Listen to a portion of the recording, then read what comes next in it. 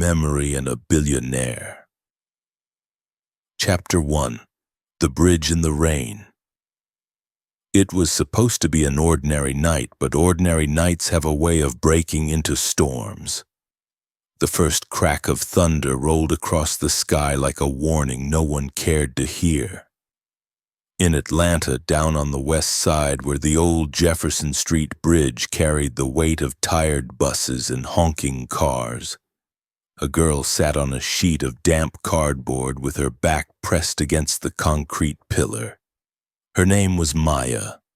People around the streets called her cursed, a witch, a girl who brought bad luck wherever she walked. She didn't argue anymore. Words stuck to her like dust, and fighting them never changed a thing. She was 17, thin and restless, her stomach empty, her mind heavier than the rain clouds. She kept her mother's little pouch tied against her chest close enough that she could feel its weight when she breathed. Inside were the dried roots and leaves her mother swore could help when breath grew tight and life pressed too hard. Her mother had called them help in your pocket. Maya called them memory. And on nights like this, when the city seemed to spit her name out with contempt, the pouch was the only thing that kept her from believing the whispers. The storm broke wide open, rain pouring hard, pounding the street like 1,000 fists. People scattered under shop awnings, shouting, running, pulling jackets over their heads. Maya pulled an old nylon sheet across her shoulders, but it did little. The water found her, dripping cold against her skin, pressing her further into the shadows of the bridge. She told herself she would survive another night. She always did. She whispered like a prayer, "Get up, Maya, tonight won't win." That was when the headlights came, bright, sharp, slicing through the downpour. A convoy of sleek black SUVs slid to a stop at the curb just below the bridge. The kind of cars that didn't belong here, where sidewalks cracked and children begged at traffic lights. Doors opened, umbrellas shot up. Men in suits stepped out first, eyes alert, scanning the shadows like soldiers. And then he emerged, Anthony Reed. His name carried weight across Atlanta and beyond. A billionaire, a man whose face had appeared in magazines and news reports, shaking hands with governors, cutting ribbons at schools. People whispered his name with respect, fear, envy. Even in the rain, he looked like a man who had built an empire. Tall, broad-shouldered, his suit dark as midnight, his shoes untouched by mud. But when he stepped onto the wet street, something happened that the crowd would never forget. He stumbled, just once, then again. His hand clutched at his chest as though his heart had turned traitor. His face twisted and his eyes widened with panic. Then, before anyone could reach him, Anthony Reed dropped to his knees in the flooded gutter. His men froze, confusion flashing across their faces. One shouted for an ambulance, another fumbled with his phone, another just stood there, holding the umbrella above him as if dry clothes mattered more than air. The people under the bridge leaned forward, some gasped, some pulled back, others whispered curses. And from where she sat, Maya felt something pull her to her feet before her mind could stop her. The rain lashed against her, her dress heavy, her hands trembling, but she moved. She crossed the short stretch of pavement, each step like walking into fire. The guards barked at her, "Stay back, don't touch him." Someone in the crowd hissed, "That's the witch girl, keep her away." But Maya didn't stop. She had seen this before, the chest fighting against itself, the body losing its battle for air. She knew what it meant to watch someone's breath slip away. She dropped to her knees beside him, ignoring the water soaking through her skirt. His lips were pale, his breaths ragged and shallow, his eyes glassy with the look of a man standing at the edge of something dark. She ripped open her pouch with her teeth, pulling out the brittle leaves, crushing them between her wet palms until their scent filled the air. Sharp, bitter, alive. She cupped her hands over his mouth and nose. "Breathe here," she whispered. "Slow, sir. Follow my voice." The guards lunged forward, but one stopped them. He was young, his suit clinging to him in the rain, his eyes full of fear. "Let her try," he said, his voice breaking. "We're losing him." The others hesitated. The ambulance was nowhere yet, sirens still distant, and Reed's chest heaved like a door that wouldn't open. Maya leaned closer, her voice steady despite the storm raging around her. "In, out, just like that. In, out." At first nothing came. He gasped, shallow and broken as if drowning. She pressed the crushed leaves again, their scent rising stronger. "Stay with me," she whispered. "You are not leaving tonight." Something shifted. A small sound escaped his throat, weak but real. His chest pulled in air, shaky but present. He coughed once, then again, sharp and wet. The crowd murmured, fear mixing with awe. Rain washed over his face, but his eyes blinked, fighting to stay open. His hand reached out blindly, landing on Maya's wrist. It was not a grip of power, not the hand of a billionaire. It was the hand of a man clinging to life, desperate for the anchor she offered. She didn't flinch. She let him hold her, her other hand steady in front of his face, feeding him the bitter steam of the leaves.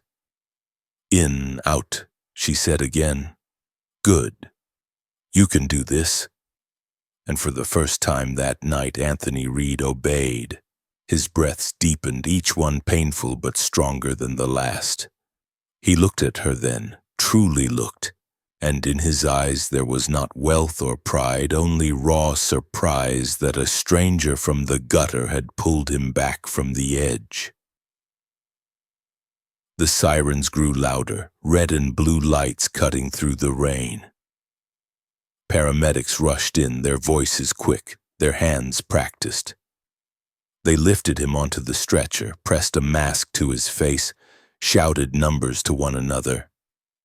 Pulse coming back, breathing shallow but steady. One of them asked, "Who helped him?" The guards turned toward Maya, standing drenched, her palms stained green, her dress heavy with rain. For a moment all eyes fixed on her. The girl from under the bridge. Anthony Reed, already strapped to the stretcher, turned his head with what strength he had left. His gaze found hers again, locking tight. He couldn't speak through the mask, but his lips shaped a silent thank you. It was a look she would carry with her, a look that said she had been seen, not as a witch, not as a curse, but as someone who mattered. The ambulance doors slammed shut, the siren wailed, and the convoy sped away into the storm. Maya stood frozen, her body trembling, the whispers of the crowd swirling like smoke. "She saved him," some said. "No, she cursed him first," others argued. Fear, doubt, envy, every word clung to her. She pressed the empty pouch back against her chest, her heart hammering. She did not smile. She only breathed, deep and steady, the way she had asked him to. For the first time in a long while, she wondered if this night had already begun to change her road. And in the silence under the bridge, as the rain softened to a whisper, she knew that nothing about her life would ever be the same again. Chapter 2. The Witch Girl's Hands. The rain had not stopped. It came down in sheets that bent the streetlights and blurred the lines between road and sidewalk. Cars hissed by, their tires cutting through rising water while the smell of wet asphalt and exhaust filled the air. Maya's knees sank deeper into the flood around the billionaire's body, but she didn't move. She was soaked to her skin, trembling from cold, but her hands stayed steady. The pouch was open, the leaves broken, the bitter scent rising like smoke from her palms. Anthony Reed's breaths were sharp, broken things scraping through his throat as if every inhale would be his last. His lips had lost their color and his chest rose shallow, fighting itself. He had the look of a man who was slipping further with each second. The guards panicked, their voices overlapping, echoing under the bridge like thunder. One barked into his phone, yelling for an ambulance.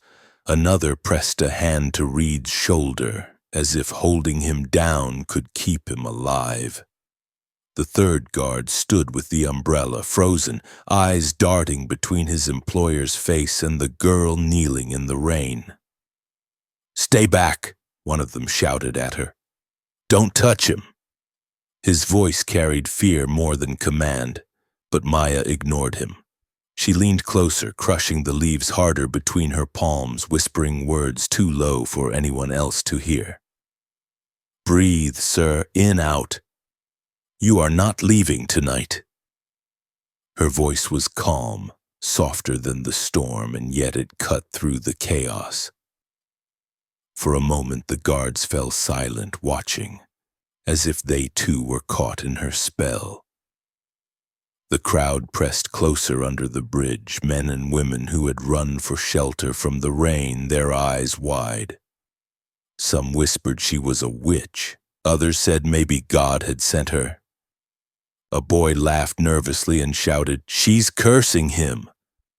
But no one echoed him this time. Reed's body jerked.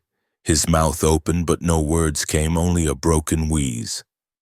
Maya brought her palms closer to his face, careful not to touch him. The bitter vapor clung to the air, and slowly, painfully, he caught it.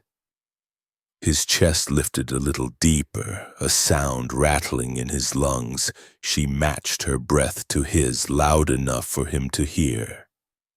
"In, out, in, out." One guard crouched beside her, rain dripping down his face. His hands trembled as he reached out, then pulled back. "Is it working?" he asked, his voice cracking. "It is helping," Maya said without looking at him. "Don't shout. Let him hear me." The man's eyes fluttered. His hand clawed the air, then fell against her wrist, gripping it weakly. For all the strength and wealth he carried, in that moment he was nothing but fragile. A man drowning in his own body, clinging to the smallest anchor. Maya did not pull away. She kept her palms near his face, her own breath steady. The storm softened. The pounding drums of rain turned into a steady hiss, as if the city itself was listening. The crowd held their breath. Time slowed under the bridge. The only sound was the rhythm she gave him. He coughed hard, spit hitting the wet ground, and then gasped. His chest opened wider, pulling in a deeper breath. His eyes found hers, blurred but alive, and something shifted. The raw panic in them broke into something else. Recognition. Maya leaned closer. Her voice dropped low so only he could hear. "Stay with me. You're stronger than this." He blinked, water running down his lashes, rain and tears mixing. His lips formed silent words, a thank you she understood even without sound. The grip on her wrist tightened for just a second before loosening again. Sirens rose in the distance, crying out through the storm. Red and blue lights flashed against the wet pillars of the bridge. Relief rushed through the guards as paramedics sprinted toward them, carrying equipment, shouting to one another. Step back. Give us space. Maya pulled her hands away at last, the green stains of crushed leaves smeared across her palms. She sat back, her chest rising fast, her body numb with cold. The paramedics checked his pulse, strapped an oxygen mask over his face, and nodded quickly. Pulse coming back, breathing shallow but steady. One of them looked up. Who helped him? Who kept him going? The guard with the umbrella raised his hand toward Maya. Her. All eyes turned to her. She stood in the rain, soaked, thin, her hair plastered against her forehead, her hands shaking at her sides. She looked more like a shadow than a savior. But in that moment, she carried the weight of what she had done.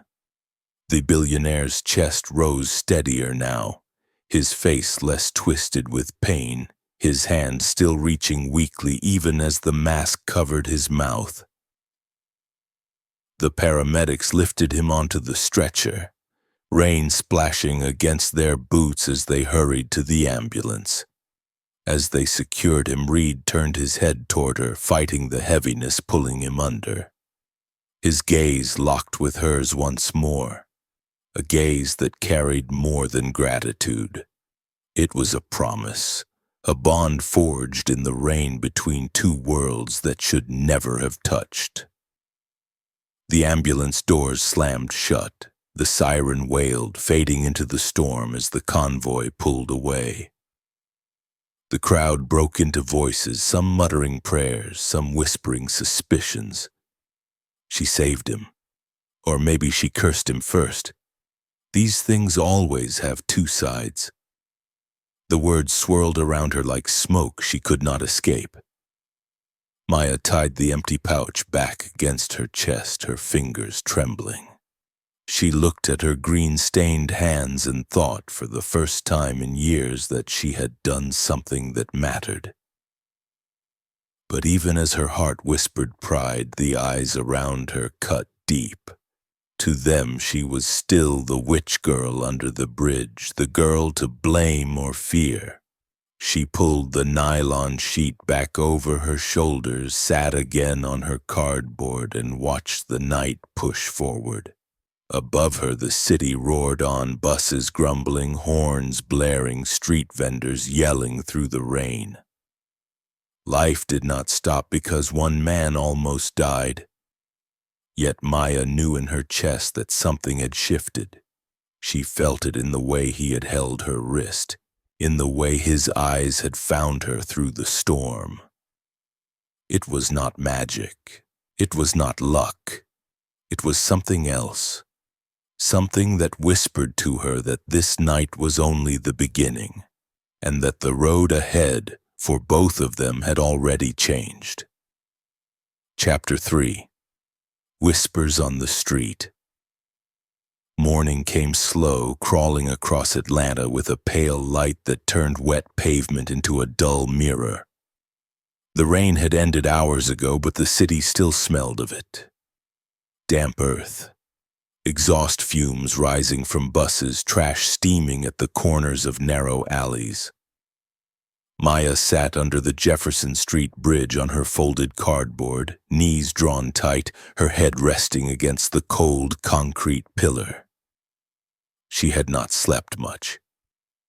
Every time her eyes closed, she saw the man's face.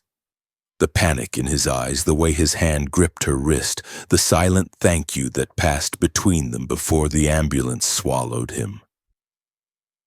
By the time the streets filled with the noise of mourning, the stories had already begun.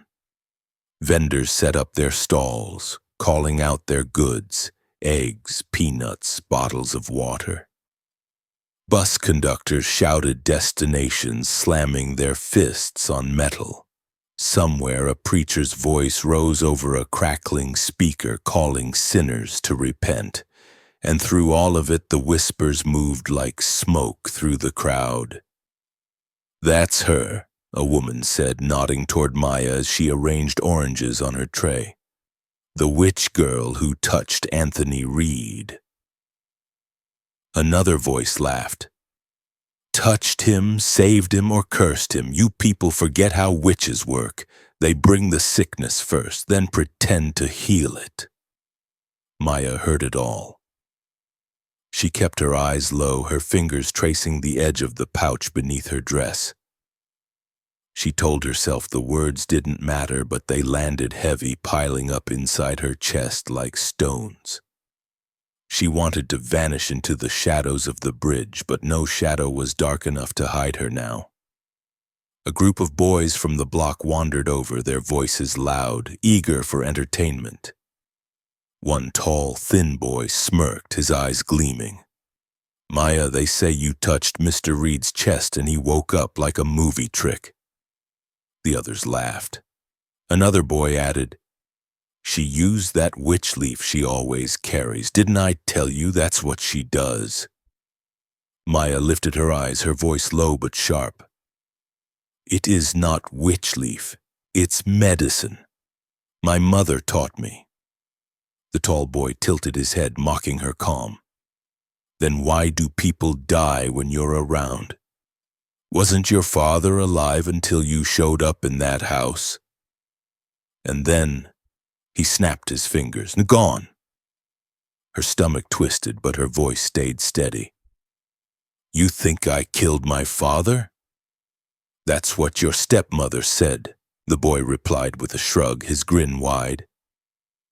The laughter of the group cut her deeper than any blade. She stood, fists pressed at her sides, her whole body shaking. "My stepmother lied because she wanted me gone. She wanted the house to herself." Her voice cracked, but her stare did not waver.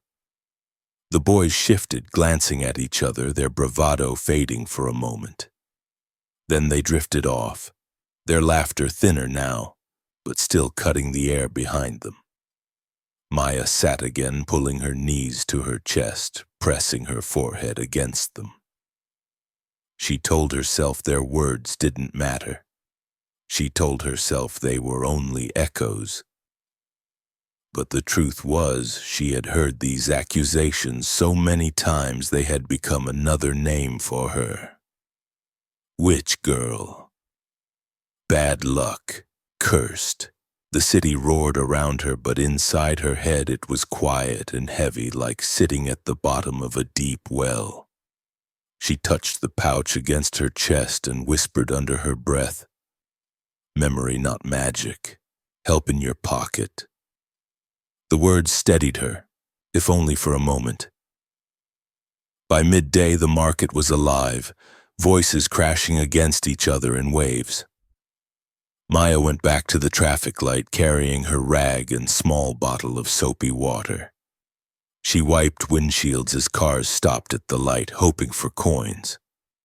Some drivers dropped quarters, others waved her away like a fly.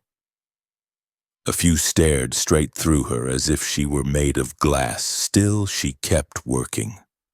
Hunger was a louder pain than pride. It was late afternoon when a shadow fell across her.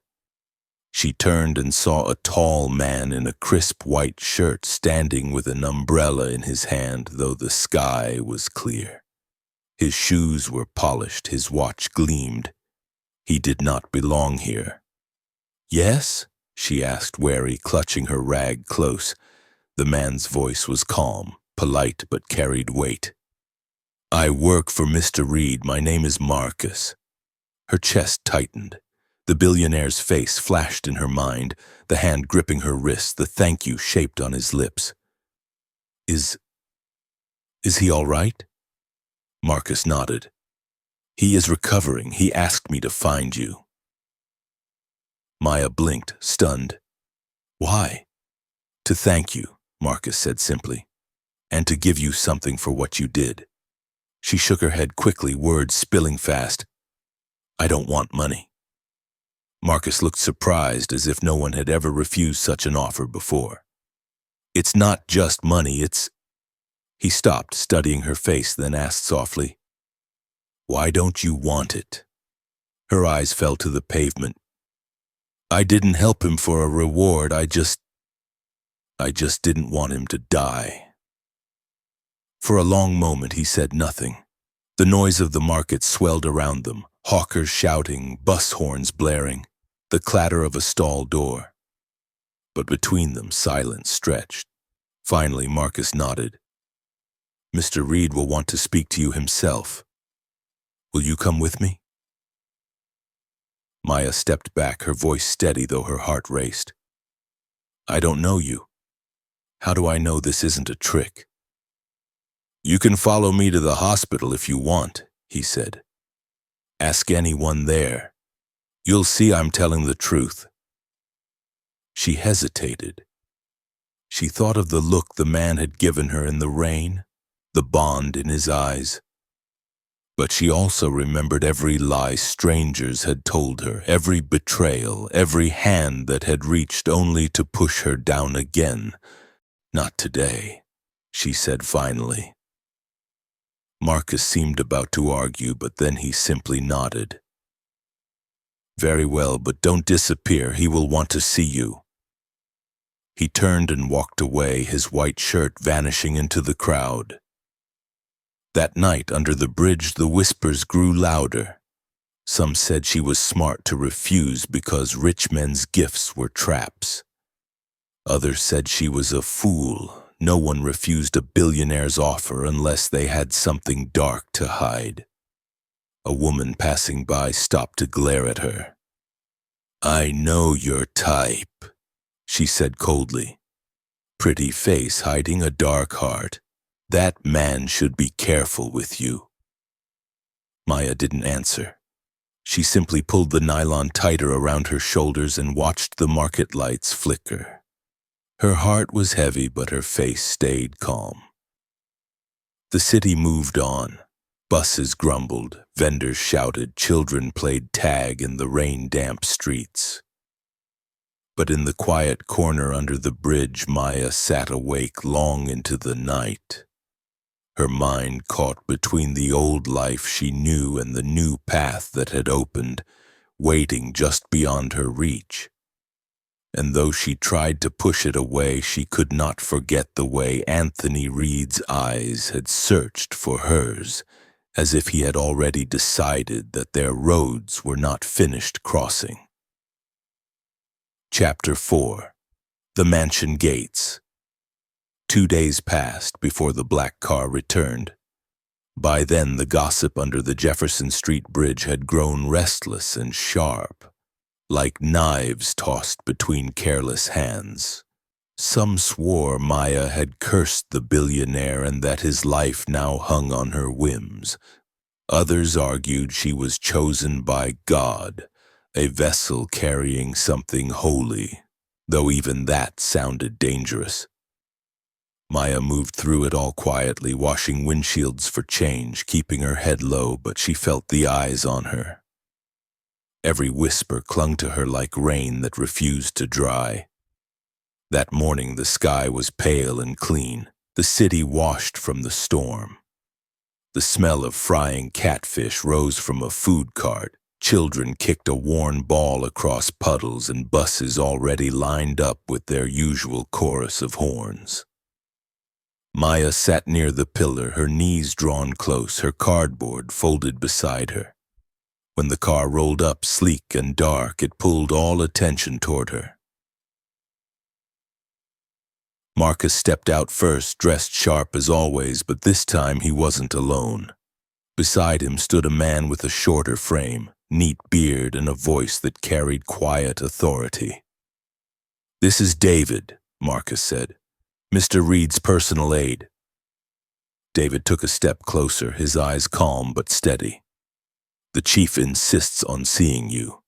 He is home now. He sent his car for you." Maya's chest tightened.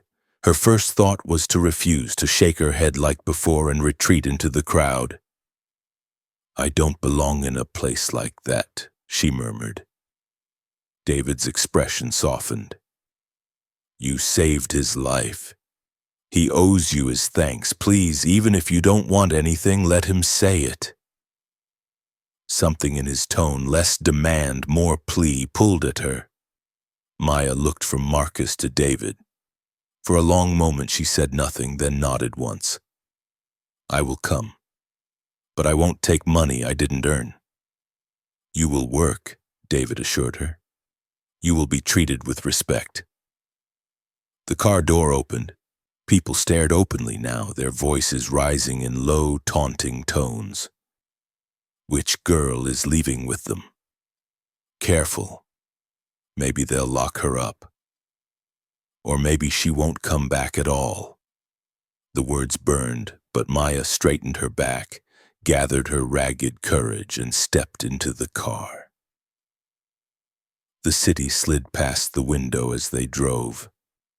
The narrow streets gave way to wider roads lined with tall trees and trimmed lawns. Billboards flashed colors across the glass bus stops, crowded with restless faces blurred in motion. For Maya, the leather seat beneath her felt unreal. The faint smell of polished wood and perfume, a strange reminder that she was moving into a different world. She held her hands tight in her lap, steadying herself against the feeling that at any second she might be told to get out. David glanced at her in the mirror. "The chief has asked about you every day. He was moved by what you did." "I just helped him breathe," Maya replied quietly. "Not everyone would have stepped forward," David answered. His voice held no judgment, only truth. The car turned into a street lined with tall iron gates. One gate opened without hesitation, as if the whole neighborhood had been waiting.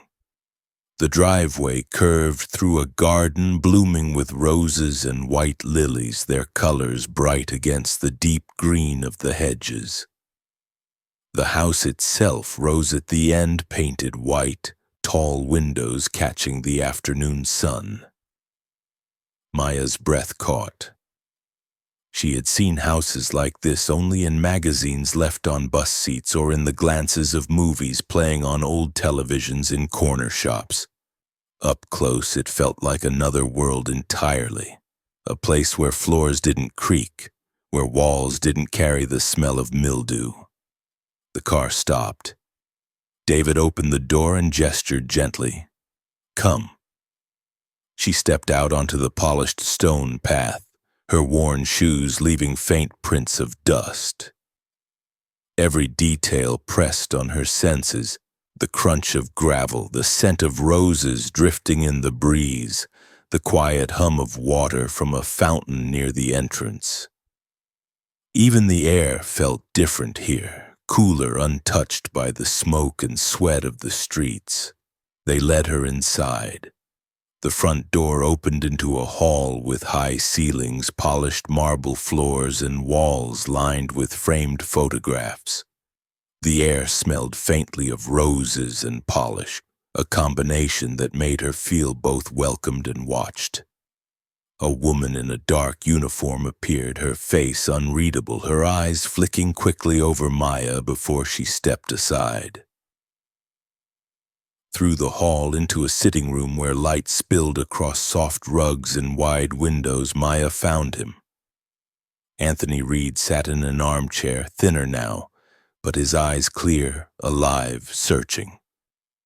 When he saw her, his lips curved into a smile that did not carry the weight of wealth or power. It was something warmer.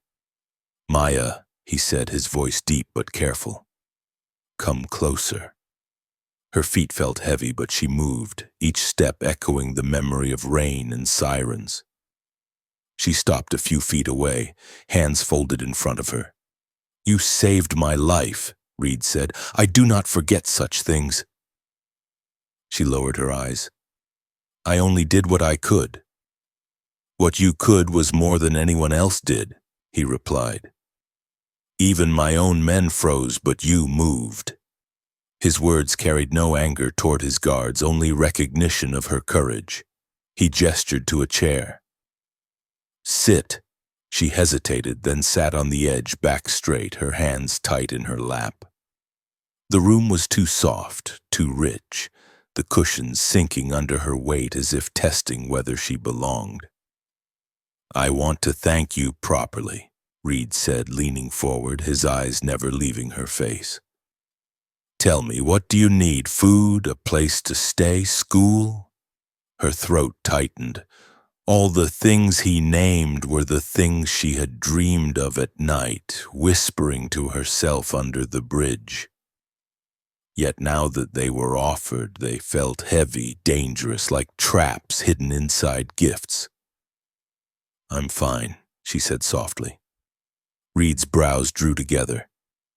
You are not fine. You sleep under a bridge. I know this. You deserve better. She shook her head quickly. I don't want to take anything I didn't earn. For a moment he studied her, his silence thick with thought. Then he nodded slowly. Then let me give you work. Live here. Help in the house. You will have food, a bed, safety. No one will call you cursed here. The words struck her harder than the rain had. No one will call you cursed. She felt the weight of every whisper, every laugh, every stone thrown in words. To imagine a place where she could walk without those names clinging to her. It was almost too much to believe. I need to think, she said finally, her voice small. Think, Reed agreed. But do not take too long. Life can change faster than you expect. David stepped forward, guiding her gently back toward the door. Maya glanced once more at the man in the chair, his eyes still on her, not as a stranger but as someone who had been tethered to her by fate. As the car carried her back toward the city, she looked out at the gates closing behind her. Something told her this was not the last time she would see them. The bridge still waited, the noise, the hunger, the whispers. But the White House at the end of the quiet street had already taken root in her mind. That night under the bridge, she lay awake on her cardboard, the market lights flickering, the city roaring around her. She closed her eyes, but she heard his voice again. No one will call you cursed here. She touched the little pouch against her chest, the leaves inside brittle, faint with memory. And for the first time in years, she let herself wonder what it might feel like to rest her head on a pillow, to wake in a room with a door she could close, to live without fear of every whisper. Sleep didn't come. Instead, she sat upright, listening to the grumble of buses, the laughter of street children, the hiss of frying food nearby. Between it all, she felt the pull of two roads, one old, one new, and the uneasy truth that her choice would decide which life she belonged to. Chapter 5. The House of Secrets. Maya's first night inside the Reed mansion felt like stepping into a dream that her mind could not fully trust. The room was small, tucked in the staff quarters behind the main house, but to her it seemed vast. The bed held her weight without creaking. The sheets were clean and the faint smell of starch and lavender clung to the pillow. For a long time she lay stiff on top of the blanket, afraid that if she closed her eyes it would vanish. Her ears kept waiting for the sound of buses rumbling over the bridge or for the wind to whip through cracks in the concrete. Instead, there was only silence, broken by the soft hum of the air conditioning. She turned on her side and stared at the faint outline of the mango tree outside her window. Its branches swayed against the glass like a hand promising safety. Still, she didn't sleep until dawn. When morning came, Madame Clara, the head housekeeper, rapped on her door. "We rise early here," she said, her voice clipped. "We keep the house in order. No dragging of feet. Do you understand?" "Yes," Maya answered quickly, rising from the bed as if the floor might collapse beneath her if she lingered. The day unfolded with rhythms she had never known. The house smelled of coffee and polish, the echo of footsteps carrying across marble floors. She scrubbed surfaces until her hands stung, carried linens down long hallways, and polished silver that gleamed like small mirrors. Madame Clara hovered, her eyes sharp, as though waiting for Maya to falter. Yet Maya worked silently, her movements quick, her back straight. She told herself she had fought harder battles under the bridge. Dust and dishes were not enemies. Hunger was worse. Loneliness was worse. At lunch, she sat at the staff table in the kitchen, the smell of fried chicken and collard greens filling the air. The cook, a kind man named Harold, gave her a plate and said gently, "Don't be shy. Eat." His smile was patient, and though Maya only took a small portion at first, she added a little more when he nodded encouragingly. The food warmed her belly in a way she had almost forgotten was possible. But the warmth of the kitchen did not follow her into the main house. By late afternoon, Anthony Reed called her into the sitting room. He wore a simple shirt, his strength still returning, but his eyes were steady. She entered carefully, standing at the edge of the soft rug. "You are settling in?" he asked. "Yes," she replied. "You will get used to it," he said. "This house can feel heavy at first, but it is a place of safety." Maya nodded, though inside she wondered what safety really meant. Could walls keep out whispers? Could money silence the words that clung to her name? Their conversation was interrupted by the sound of footsteps. A young man entered, sharp in a navy suit, his tie loose, his phone still glowing in his hand. He stopped when he saw her. His eyes, dark like his father's, narrowed with curiosity. "Who is this?" he asked, his tone quick, not unkind, but edged. "This is Maya," Anthony Reed said, calm as stone.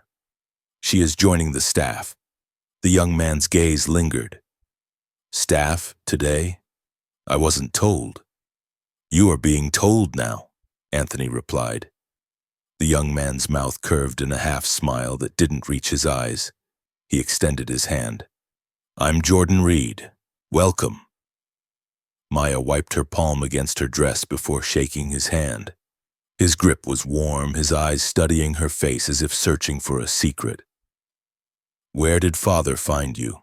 he asked lightly. "Under the Jefferson Street Bridge," she answered quietly. Jordan's smile thinned. "Ah." He leaned back, his glance flicking toward his father. "I heard different versions of that story." Anthony's tone cooled. "She saved my life." Jordan nodded, the smile returning but softer, less certain. "Either way, you're here now." The air in the room tightened. Maya sat rigid, her hands folded in her lap. She felt Jordan's eyes still on her even as he turned his attention back to his phone. Moments later, another voice came, light and quick, filling the space with warmth. "Daddy, you promised to look at the designs for the foundation." A young woman swept in, her yellow dress bright against the polished floor. Her necklace glimmered in the sunlight, her hair falling in soft waves. She stopped when she saw Maya, surprise flickering across her face. "Kendra," Anthony said, "this is Maya." Kendra's smile appeared faltered, then steadied again. "Hello?" "She saved me," Anthony added, her eyebrows lifted. "Then thank you," she said, her voice polite, though her eyes stayed careful. "I'm Kendra." Maya lowered her head slightly. "Nice to meet you." They all sat together, the room thick with unspoken thoughts. Jordan leaned back, his grin faint, while Kendra's gaze softened but did not release its caution. Anthony's eyes, steady and protective, flicked between them all, as if daring anyone to speak against the girl who had pulled him back from death. Later, when Maya returned to her small room, she sank onto the bed and pressed her palms against her face. The echoes of the day swirled inside her. Madame Clara's sharp eyes, Harold's gentle smile, Anthony Reed's voice calling her safe, Jordan's half grin full of doubt, Kendra's cautious kindness. The house was full of polished surfaces and silent corridors, but beneath it all, Maya felt something unsettled. Secrets moved here, heavy and quiet, hidden behind the wide windows and framed photographs. She could feel them in the way Jordan's questions cut too deep, in the way Kendra's smile faltered before it settled. For the first time, she wondered if the whispers from the street had only changed clothes. In the mansion, they were softer, better dressed, but no less dangerous. And as she closed her eyes that night, listening to the faint rustle of the mango tree against her window, she realized that safety was never simple. It carried its own shadows, and inside those shadows were truths she had not yet begun to see. Chapter 6. The Storm Inside. Days turned into weeks, and the rhythm of the Reed mansion settled into Maya's body like a song she was still learning to hum. She rose early, scrubbing floors until her knees ached, folding linen that smelled of soap and starch, carrying trays through quiet halls where every footstep echoed. The house itself felt alive, not with warmth, but with a strange pulse, as if its marble walls held memories that refused to sleep. To the staff, Maya remained a question. Some watched her with suspicion, whispering when they thought she could not hear. Madame Clara kept her tone sharp, though she never openly accused. Others, like Harold the cook, were kinder, offering her a second helping or small words of encouragement. Yet no matter where she walked, she felt eyes on her back the same way she had under the bridge, though now the whispers were wrapped in silk instead of smoke. Anthony Reed often asked for her. He spoke to her in the sitting room, his voice quiet but strong, telling her about the foundation he built for schools, about the businesses he had carved from nothing. He said little about his past, but in the pauses between his words, Maya felt the weight of a man who carried regrets too heavy to name. She found herself watching him closely, not as a billionaire, but as a man who had once been breathless on wet pavement, clinging to her hands. But not everyone in the house welcomed her presence. Jordan's glances carried an edge sharper than words. Sometimes he smiled, but his smile was too thin, as though it hid something darker. One afternoon he stopped her in the hall. "You should be careful," he said casually, but his tone carried warning. "People talk. You don't want them to start asking what you really did under that bridge." Maya held her ground. "I didn't do anything except keep your father alive." He studied her, his eyes dark. "That's one version." Then he walked away, his shoes tapping against marble, leaving her heart pounding harder than she wanted to admit. Kendra, his sister, was different. She asked questions gently, not like accusations, but like puzzles. "How did you know what to do that night? Who taught you?" Maya answered softly, "My mother." Sometimes Kendra's smile lingered, and for a moment Maya felt less alone. But even in her kindness there was distance, as if she was measuring Maya against something she couldn't yet decide. It was late one evening when the mansion's fragile calm broke. Anthony Reed had been dining with his children, his voice strong, his appetite returning. Maya had been sent to carry a tray back to the kitchen when she heard it. An odd rhythm in his breathing, short, sharp gasps between bites.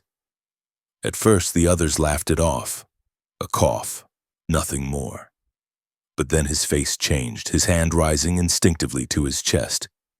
Jordan jumped to his feet, panic flickering across his mask of control. "Dad!" Kendra's voice cracked. "Call someone!" The staff scrambled.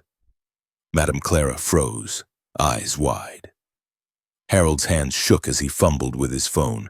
The air grew frantic, heavy with fear, and the sound of his gasps filled the room like a warning bell.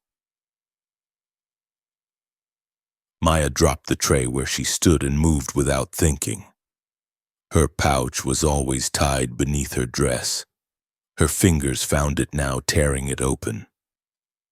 The dried leaves crumbled in her wet palms, their scent rising sharp and familiar. She knelt beside him, her voice steady, though her heart raced. "Breathe with me, in, out, you can do this." "Get her away from him!" Jordan barked, his face red with fury. "She'll make it worse." But Anthony's hand reached blindly and caught her wrist again, the same way it had that night under the bridge. His grip silenced the room. Maya leaned closer, her palms trembling but sure. She held them near his face, whispering the rhythm, breathing with him until her lungs ached. The room seemed to hold its breath. The storm outside the windows rattled the glass as if echoing the chaos inside. His chest fought, then opened wider, a deeper inhale breaking through. He coughed hard, clutching her wrist tighter. Slowly, painfully, the color returned to his lips. Tears slid down Kendra's face. Jordan turned away, his jaw tight. Madame Clara crossed herself under her breath. Harold whispered, "Lord, have mercy." Anthony's eyes fluttered open. He looked at Maya with gratitude raw as lightning. His voice, thin but steady, rasped through the silence. "Don't let her go." The words landed heavy. They silenced every whisper in the room. For a long moment, no one moved. Then Jordan slammed his hand against the table, breaking the spell. "This is madness," he muttered, storming out. Maya stayed kneeling, her palms stained green, her breath slow and deliberate. Anthony Reed's hand rested against hers, fragile yet firm, anchoring them both. She felt the weight of every eye on her. But in that moment, only his mattered. Later, when the doctors arrived and the house settled into a nervous hush, Maya returned to her room. She sat by the window, staring at the mango tree, its branches heavy with fruit. The storm outside had calmed, but inside her chest it still raged. She thought of Jordan's anger, Kendra's tears, Anthony's voice clinging to her name. She had saved him again, but at what cost? She knew now that her presence in this house was no longer a quiet act of gratitude. It was a battle line. Every breath she had given him tied her tighter to the Reeds, whether they welcomed her or not. And in the silence of her room, with the night pressing close, Maya wondered if she had stepped into something far deeper than she could escape. Chapter 7. The New Dawn. The story of Anthony Reed's collapse under the Jefferson Street Bridge did not fade the way most news did in Atlanta. It spread through newspapers, talk shows, and street corners, the tale shifting with each telling. Some said a street girl had cursed him and then cured him with the same hands. Others swore she was sent by God as a test or a blessing. But everywhere her name traveled, it carried weight. Maya, the witch girl. The girl with the leaves, the girl who had held life in her palms. Inside the Reed mansion, the truth carried its own storm. The family was divided, the staff unsettled. Whispers trailed behind her wherever she walked. Yet Anthony Reed, frail in his recovery but strong in his resolve, called everyone into the great room one late morning. The sunlight poured through tall windows, lighting the polished floor, making the air feel sharper than usual. Jordan leaned against the wall with his arms crossed, his jaw tight. Kendra sat near her father, her face softer but marked with worry. The staff hovered in doorways, unsure if they belonged in the room or not. And Maya stood at the edge of it all, her hands folded, the pouch tied as always beneath her dress. Anthony's voice was steady though thin. This girl saved me not once but twice. When my own body betrayed me, when my own men stood frozen, she moved. She gave me air when I had none. She carried me back from death. And some of you still call her a curse. The words cut through the room like a blade. Jordan's head lifted sharply. We don't know what she did, Father. We only know that she keeps appearing at the moments you can't breathe. How do we know she isn't the reason? Enough, Anthony said, his voice rising with a power that silenced even the guards. You think I am blind? You think I cannot tell what is true? I know the feel of death, and I know the hand that pulled me back. Twice she gave me life, and I will not let anyone here slander her again. Kendra's eyes dropped, tears glistening, her fingers twisting in her lap. Madame Clara pressed her lips thin but said nothing. Jordan turned away, his face dark, but his silence was its own surrender. Anthony leaned forward, his gaze fixed on Maya. From this day forward, you are under my protection. No one in this house, no one in this city will call you cursed in my hearing. If they do, they challenge me. Maya's breath caught. She had expected gratitude, maybe kindness, but not this, public binding, unshakable. For a moment she could not speak. Her hands trembled at her sides. She lowered her head and whispered, "Thank you." The room shifted after that. Some eyes softened, others hardened, but no one dared to argue again. And though Maya felt the weight of suspicion still clinging, she also felt something else, the faint beginning of respect, fragile but real. That night she sat by the window of her small room staring at the mango tree outside. The fruit hung heavy on its branches, glowing faintly in the moonlight. The house was quiet, the storm of the day settled, but inside her chest the questions still turned. Was she safe now? Or had Anthony Reed's words only tied her more tightly to a life she did not fully understand? She thought of Jordan's anger, Kendra's cautious eyes, Clara's silence. This house held secrets, and she was inside them now. Yet she also thought of the children still sleeping under the Jefferson Street Bridge, their bodies curled on damp cardboard, their whispers filling the night air. She thought of the boy who once tugged her sleeve and begged her not to forget them. She touched the pouch against her chest and whispered, "I won't." Days later, when the newspapers ran another story, this one with Anthony Reed himself photographed on his porch, thin but smiling, they quoted his words, "The girl who saved me is no witch. She is proof that courage can come from the places we least expect." The headline carried across the city, into barber shops, church basements, and kitchen tables. People argued, people doubted, but the story was no longer just rumor. It was testimony. For Maya, the sound of it brought no pride, only a strange quiet. She had not asked for this path, had not asked to be seen by a man of power or judged by strangers. All she had ever wanted was a place where her name was not spit like poison.